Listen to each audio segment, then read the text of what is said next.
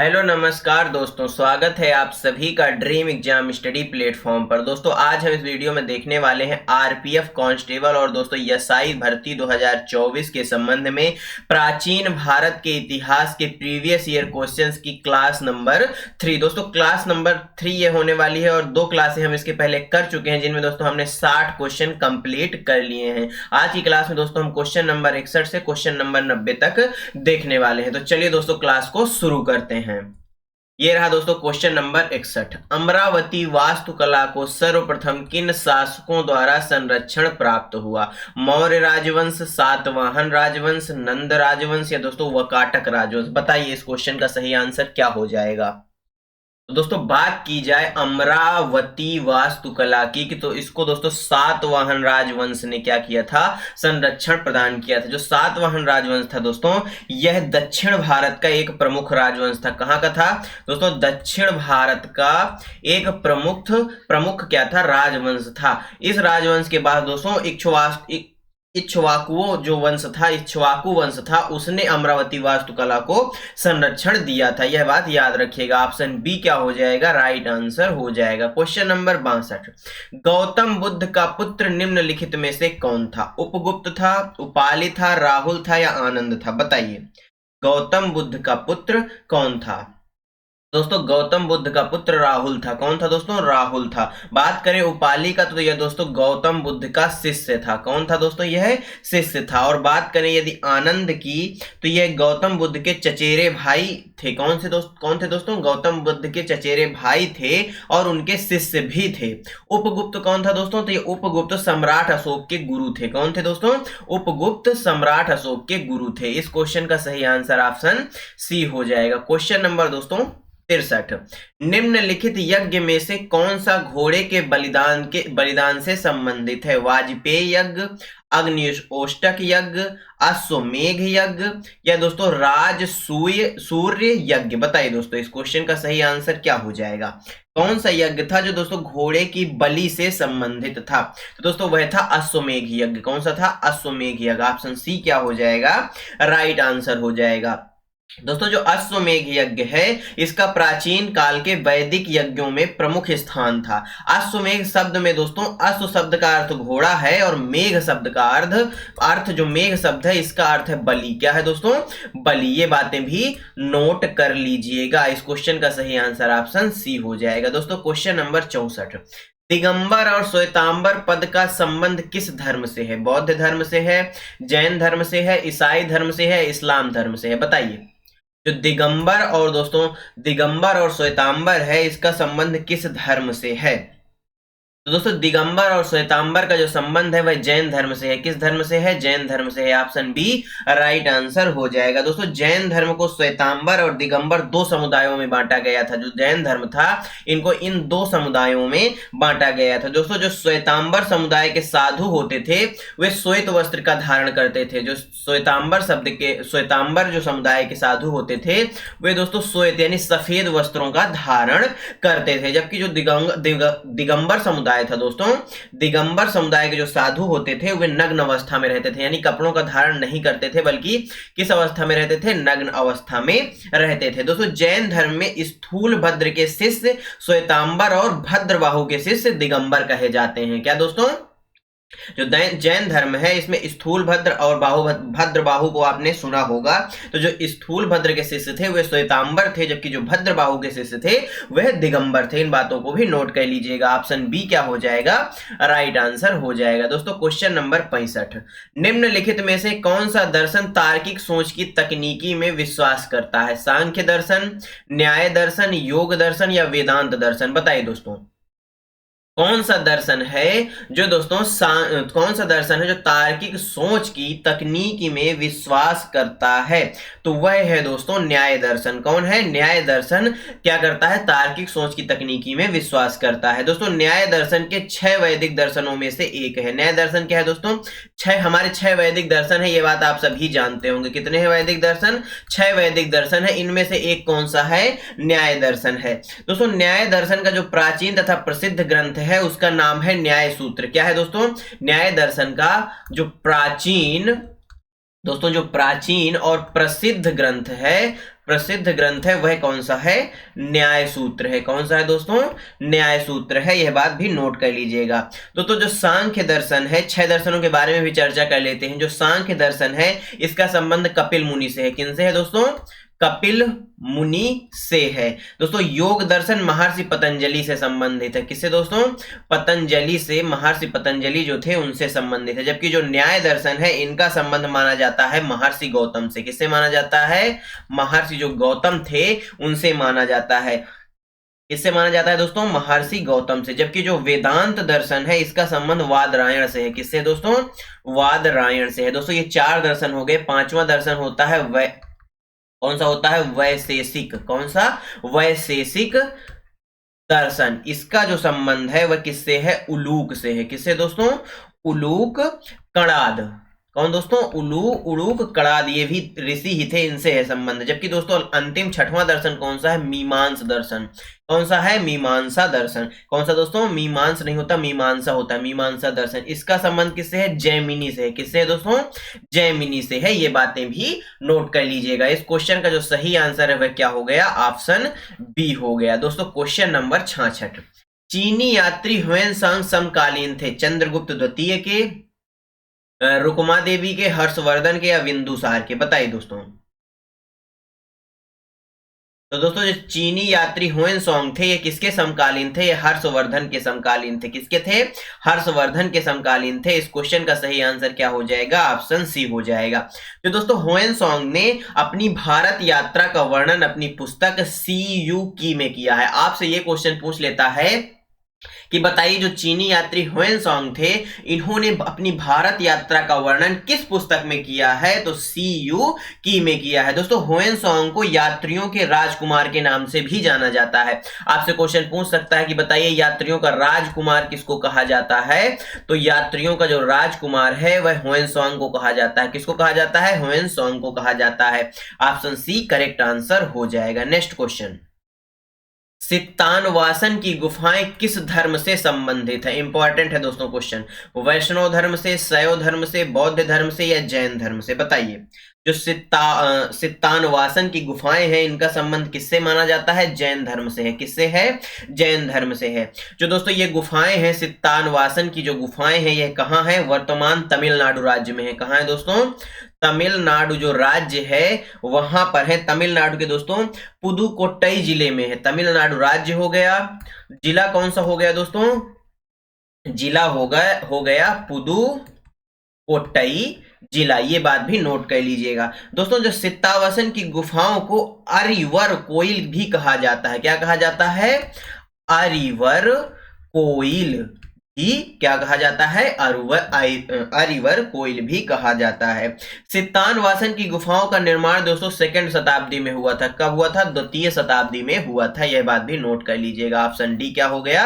Right answer हो गया। Question number 68, तृतीय बौद्ध परिषद का आयोजन किसके द्वारा कराया गया था? चंद्रगुप्त के द्वारा, हर्षवर्धन के द्वारा, अशोक के द्वारा या कनिष्क के द्वारा? बताइए। जो तीसरी बौद्ध परिषद हुई थी इसका आयोजन किसके द्वारा करवाया गया था? दोस्तों इसका आयोजन किसके द्वारा करवाया गया था? अशोक के द्वारा करवाया गया था। अशोक के द्वारा करवाया गया था दोस्तों। अशोक के द्वारा कहां पर हुआ था? पाटलिपुत्र में हुआ था। कहां हुआ था? पाटलिपुत्र में इसका आयोजन किया गया था। पाटलिपुत्र कहां है दोस्तों? बिहार। वर्तमान बिहार की जो राजधानी पटना है उसी को पाटलिपुत्र के नाम से जाना जाता है। दोस्तों तृतीय जो बौद्ध संगति है इसका आयोजन 250 ईसा पूर्व हुआ था। कब हुआ था? 250 ईसा पूर्व हुआ था। इसकी अध्यक्षता करने वाले कौन थे यदि आपसे पूछ ले दोस्तों? तो मोगलिपुत्तिस क्या थे? नाम लिख लीजिए दोस्तों, बहुत कठिन नाम है। मोगलिपुत्तिस,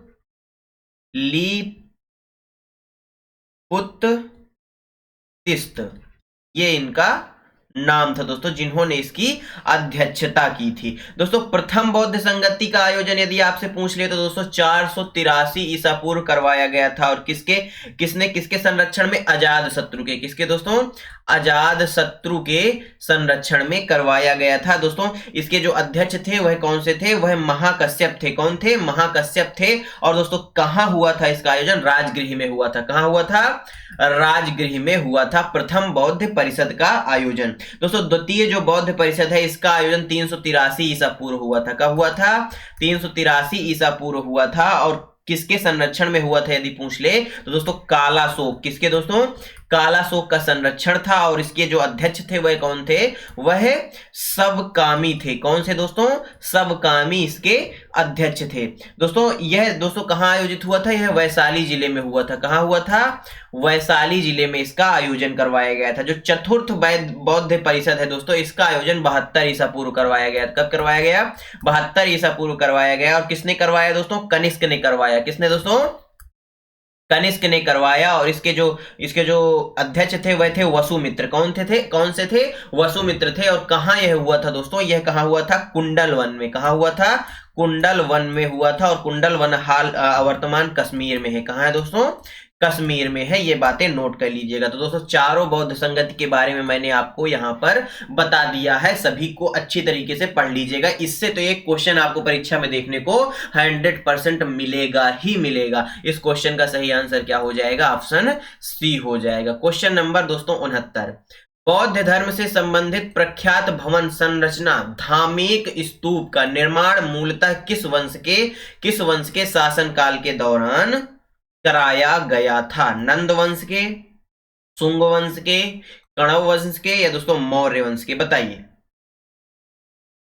दोस्तों किस वंश के शासनकाल में करवाया गया था इसका निर्माण। कौन से स्तूप का, प्रख्यात भवन संरचना धामेक स्तूप का निर्माण मौर्य वंश के शासनकाल के दौरान करवाया गया था। दोस्तों जो धामेक स्तूप है यह यूपी राज्य के दोस्तों वाराणसी में है। कहां दोस्तों, वाराणसी में है। वाराणसी में कहां पे दोस्तों, सारनाथ में। कहां है दोस्तों, सारनाथ में है। ये बात भी नोट कर लीजिएगा। धामेक स्तूप के बारे में दोस्तों एक यह मान्यता भी है कि गौतम बुद्ध ने अपना प्रथम उपदेश इसी स्थान पर दिया। आप सभी जानते हैं गौतम बुद्ध ने अपना जो पहला उपदेश है वह सारनाथ में दिया था। और सारनाथ में ही दोस्तों धामेक स्तूप है, इसलिए दोस्तों यह मान्यता है। धामेक स्तूप को दोस्तों seat of the Holi Buddha कहा जाता है। क्या कहा जाता है, seat of the Holi Buddha. यह भी किसको कहा जाता है, धामेक स्तूप को कहा जाता है। ये नाम भी नोट कर लीजिएगा, परीक्षा में आपसे ये भी पूछ सकता है। ऑप्शन डी क्या हो गया, राइट आंसर हो गया। क्वेश्चन नंबर 70, ऐतिहासिक ग्रांड ट्रंक रोड का निर्माण कई शासकों द्वारा कराया गया था। मौर्य वंश के शासनकाल के दौरान इसे क्या कहा जाता था, उत्तरापथ, पूर्वी पथ, बादशाही सड़क, या दोस्तों राजपथ, बताइए। ऐतिहासिक ग्रांड ट्रंक रोड का निर्माण कई शासकों द्वारा कराया गया था। मौर्य वंश के शासनकाल के दौरान इसे किस नाम से जाना जाता था, तो दोस्तों इसे उत्तरापथ नाम से जाना जाता था। किस नाम से जाना जाता था, उत्तरापथ नाम से जाना जाता था। दोस्तों इसका निर्माण मौर्य वंश के शासनकाल में हुआ था, यानी लगभग दोस्तों 16वीं शताब्दी में हुआ था। कब हुआ था, 16वीं शताब्दी में हुआ था। दोस्तों ग्रांड ट्रैक रोड का जो पुनः निर्माण है, किसका दोस्तों, ग्रांड ट्रैक जो रोड है इसका पुनः जो निर्माण है, इसका श्रेय किसको जाता है, शेर शाह सूरी को जाता है। किसको जाता है, शेर शाह सूरी को जाता है। दोस्तों ग्रांड ट्रैक रोड का अन्य नाम सड़क ए आजम भी है। क्या है दोस्तों इसका अन्य नाम, सड़क ए आजम भी इसका अन्य नाम है। यह बात भी नोट कर लीजिएगा। ऑप्शन ए क्या हो जाएगा, राइट आंसर हो जाएगा। दोस्तों क्वेश्चन नंबर 71, किसने धर्म विजया धार्मिकता द्वारा विजय की नीति विकसित की थी। किसके द्वारा, धर्म विजया धार्मिकता के द्वारा नीति विकसित की थी। बिंदुसार ने, महेंद्र ने, अशोक ने, या दोस्तों बिंबिसार ने। दोस्तों धर्म विजया धार्मिकता का जो अर्थ है वह क्या है, धार्मिकता द्वारा विजय। क्या दोस्तों, धार्मिकता द्वारा, धर्म विजय का जो अर्थ है वह है धार्मिकता द्वारा विजय। और इसको विकसित करने वाला, इस नीति को अपनाने वाला कौन था, अशोक था। कौन था दोस्तों, अशोक था। अशोक मौर्य वंश का सम्राट था, ये बात तो आप सभी जानते हैं। जो अशोक का जन्म है दोस्तों वह 304 ईसा पूर्व हुआ था। कब हुआ था, 304 ईसा पूर्व हुआ था। कहां हुआ था, पाटलिपुत्र में हुआ था। कहां हुआ था, पाटलिपुत्र में हुआ था। अशोक दोस्तों 269 ईसा पूर्व मगध के सिंहासन पर बैठा। कहां बैठा, मगध के सिंहासन पर बैठा। अशोक की दोस्तों जो मृत्यु बताई जाती है वह 232 ईसा पूर्व बताई जाती है। कब बताई जाती है, 232 ईसा पूर्व बताई जाती है। दोस्तों अशोक को देव नाम प्रियदर्शी के नाम से भी जाना जाता है, ये इंपॉर्टेंट क्वेश्चन है दोस्तों। अन्य नाम क्या है अशोक का? देव नाम प्रियदर्शी अशोक का क्या है? अन्य नाम है। यह बात भी नोट कर लीजिएगा। ऑप्शन सी क्या हो जाएगा इस क्वेश्चन का? राइट आंसर हो जाएगा। दोस्तों क्वेश्चन नंबर 72, प्रसिद्ध कलिंग युद्ध ने सम्राट अशोक को युद्ध छोड़ने और बौद्ध धर्म अपनाने के लिए प्रेरित किया था। यह युद्ध उड़ीसा में कब लड़ा गया? 261 ईसा पूर्व लड़ा गया, 262 ईसा पूर्व लड़ा गया, 260 ईसा पूर्व या 264 ईसा पूर्व? तो दोस्तों यह 261 ईसा पूर्व लड़ा गया। कब लड़ा गया? 261 ईसा पूर्व लड़ा गया। कलिंग का युद्ध जो है 261 ईसा पूर्व लड़ा गया, यह बात नोट कर लीजिएगा। दोस्तों बात करें सम्राट अशोक ने युद्ध छोड़ने और बौद्ध धर्म अपनाने का फैसला कलिंग युद्ध में हुए भयंकर नरसंहार के कारण किया था। किसके कारण किया था? जो भयंकर नरसंहार हुआ था उसके कारण इन्होंने इसका बौद्ध धर्म अपनाने का प्रण किया था या निश्चय किया था, यह बात भी नोट कर लीजिएगा। इस युद्ध में दोस्तों सम्राट अशोक जो है विजयी हुए थे, जिसका उल्लेख दोस्तों सम्राट अशोक के 13वें शिलालेख में वर्णन मिलता है। किस शिलालेख में? 13वें में मिलता है। ऑप्शन ए क्या हो जाएगा? राइट आंसर हो जाएगा। नेक्स्ट क्वेश्चन दोस्तों, सम्राट अशोक ने पत्थर के स्तंभों और पत्थर के तख्तों पर अपने कितने आदेश उत्कीर्ण करवाकर अपने राज्य के प्रमुख स्थानों पर स्थापित किया ताकि लोग तदनुसार आचरण कर सकें? 8, 10, 14 या 16? बताइए दोस्तों। जो उसके आदेश थे, अशोक के जो आदेश थे, उनको पत्थर के स्तंभों में दोस्तों उसको लिखवा करके कितने स्थानों पर अशोक ने लगवाए थे? तो दोस्तों 14 स्थानों पर लगवाए थे। कितने स्थानों पर? 14 स्थानों पर लगवाए थे। दोस्तों सम्राट अशोक के समय में इतिहास की जानकारी हमें दोस्तों इन्हीं अभिलेखों से मिलती है। किससे मिलती है? इन्हीं जो अभिलेख इन्होंने लगवाए थे इन्हीं से प्राप्त होती है। दोस्तों सम्राट अशोक ने शिलालेख सबसे पहले कब लगवाए थे? 1837 ईस्वी में लगवाए थे। कब लगवाए थे? 1837 ईस्वी में लगवाए थे। माफ करिएगा, अशोक के जो शिलालेख थे इनको सबसे पहले पढ़ने वाले कौन थे? जेम्स प्रिंसेस थे, जिन्होंने दोस्तों 1837 में पढ़ा था। ये बात है, नोट करनी है आपको। Question number C right answer हो जाएगा। क्वेश्चन नंबर 274, हर्यक वंश का संस्थापक कौन था? शिशुनाग था, उदयीन था या दोस्तों बिंबिसार था या घनानंद था? बताइए हर्यक वंश का संस्थापक कौन था? दोस्तों हर्यक वंश का संस्थापक बिंबिसार माना जाता है। कौन माना जाता है? बिंबिसार माना जाता है। ऑप्शन सी राइट आंसर हो जाएगा। हर्यक वंश के संस्थापक बिंबिसार को दोस्तों श्रेणिक नाम से भी जाना जाता है। किस नाम से जाना जाता है? श्रेणिक नाम से भी जाना जाता है। हर्यक वंश की दोस्तों जो स्थापना है वह 544 ईसा पूर्व मानी जाती है। कब मानी जाती है? 544 ईसा पूर्व मानी जाती है। दोस्तों हर्यक वंश की जो राजधानी है वो दोस्तों ग्रीवरज, कौन सी थी? ग्रीवरज थी, जिसको दोस्तों राजगृह बोला जाता है। क्या बोला जाता है? राजगृह भी बोला जाता है। दोस्तों क्वेश्चन नंबर 75, इस क्वेश्चन का सही आंसर ऑप्शन सी हो गया। निम्नलिखित में से कौन सा साम्राज्य सबसे लंबी अवधि तक रहा? प्रतिहार, पाल, सेन या राष्ट्रकूट? बताइए कौन सा साम्राज्य है जो सबसे लंबी अवधि तक रहा? तो वह था दोस्तों पाल साम्राज्य। कौन सा था? पाल साम्राज्य। ऑप्शन बी राइट आंसर हो जाएगा। दोस्तों प्रतिहार साम्राज्य की बात करें तो इसकी जो काला अवधि थी वह 8वीं से 11वीं शताब्दी थी। कब थी? 8वीं से 11वीं शताब्दी। जबकि दोस्तों जो पाल साम्राज्य है इसकी मानी जाती है कब से कब तक मानी जाती है? 750 ईसा पूर्व से दोस्तों 1174 ईसा पूर्व तक मानी जाती है। जबकि दोस्तों जो सेन साम्राज्य है इसकी अवधि 1070 ईसा पूर्व से 1230 ईसा पूर्व तक मानी जाती है। इस क्वेश्चन का सही आंसर क्या हो गया दोस्तों?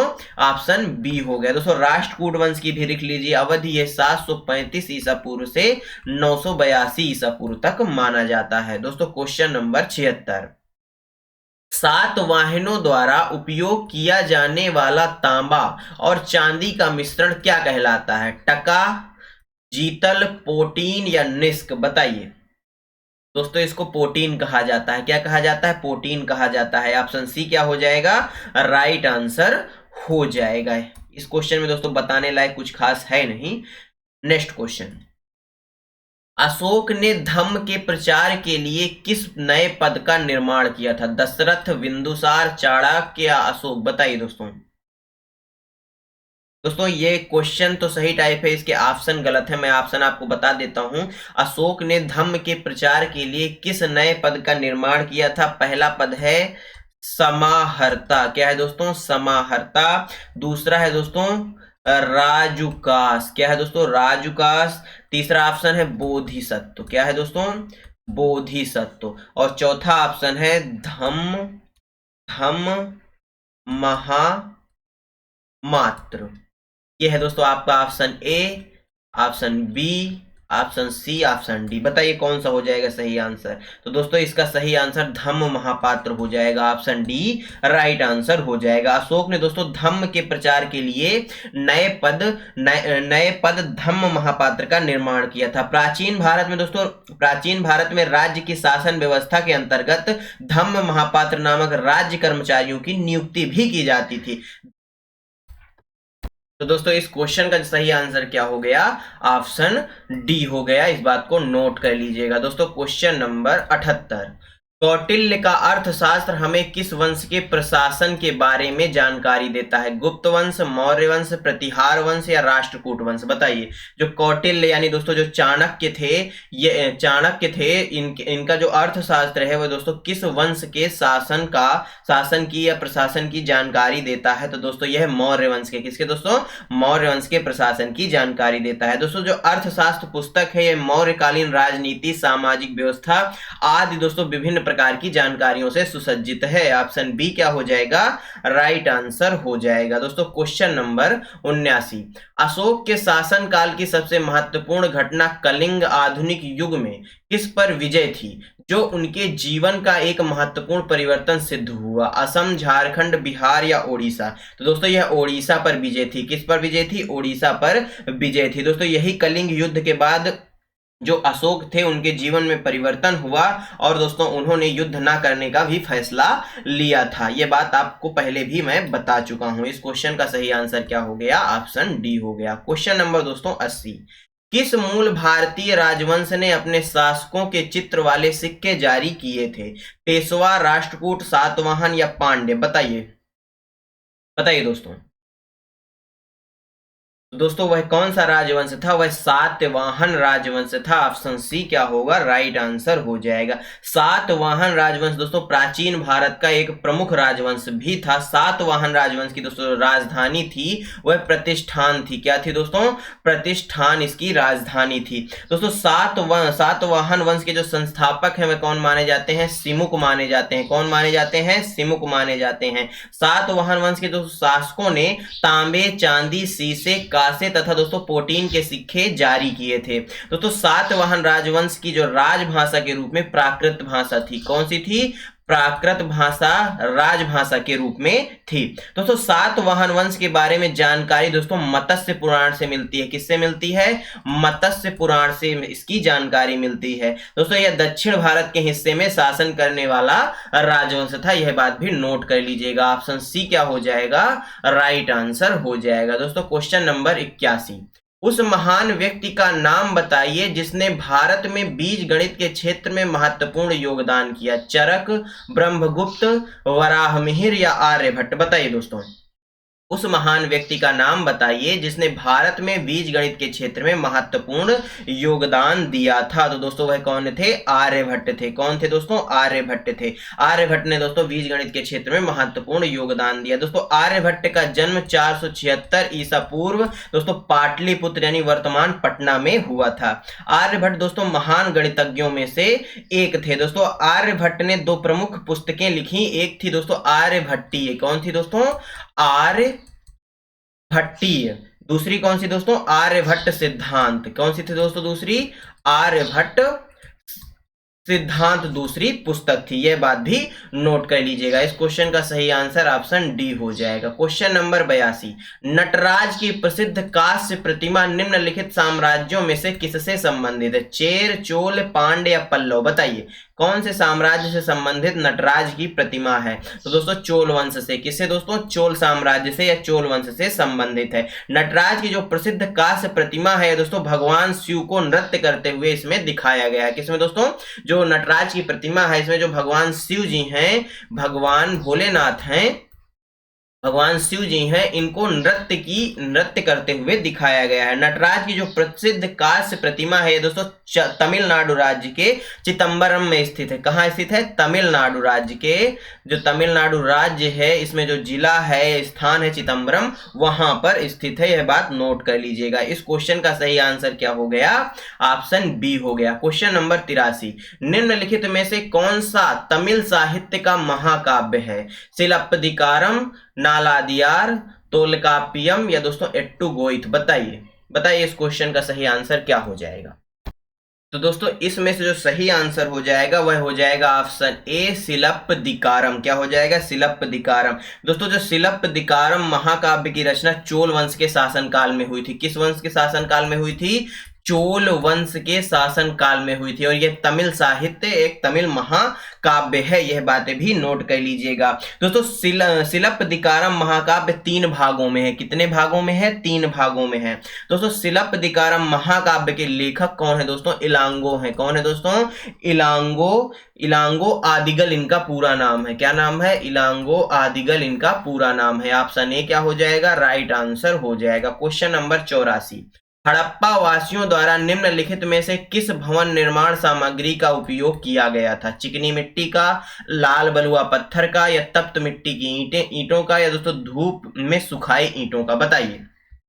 जो हड़प्पा काल के भवन थे दोस्तों उसमें किस प्रकार की मिट्टी के ईंटों का प्रयोग किया गया था? दोस्तों तप्त मिट्टी की ईंटों का प्रयोग किया गया था। ऑप्शन सी राइट आंसर हो जाएगा। हड़प्पा सिंधु घाटी सभ्यता का दोस्तों एक प्रमुख शहर भी है। वर्तमान में दोस्तों जो हड़प्पा शहर है वह कहाँ है? पाकिस्तान में है। कहाँ है दोस्तों? पाकिस्तान में है। पाकिस्तान में दोस्तों पाकिस्तान का जो पंजाब प्रांत है वहां पर है। दोस्तों इस बात को नोट कर लीजिएगा। क्वेश्चन नंबर दोस्तों अगला, निम्न में से किसे औषधि का देवता कहा जाता है? आर्यभट्ट को, पतंजलि को, पाणिनि को या धन्वंतरि को? बताइए दोस्तों।